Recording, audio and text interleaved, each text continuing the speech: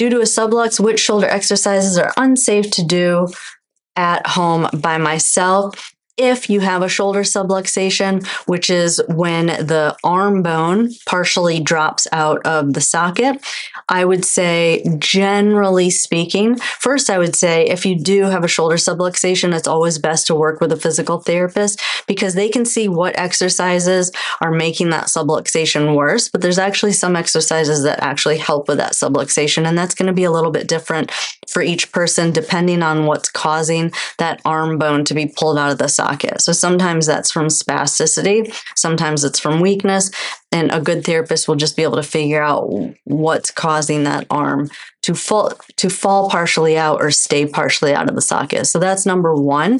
But I would say, generally speaking, doing things sitting up and moving that arm, reaching in that direction, or even doing any type of external rotation, typically they're not necessarily contraindicated, but I would say they're probably not beneficial because the arm bone is not sitting in the cup.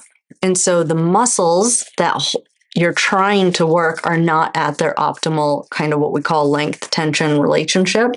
So you're just not getting as much out of that exercise. So I'd say anything sitting up that involves reaching or rotating outward. The alternative position would be to do those exercises laying down just by the fact of gravity, typically, and being more relaxed. So if it's spasticity that's pulling it out when you're laying down, you're more relaxed. That in most cases, that ball will kind of go back into the socket. So I'd say that's number one, is try and just modify that position to do those activities laying down.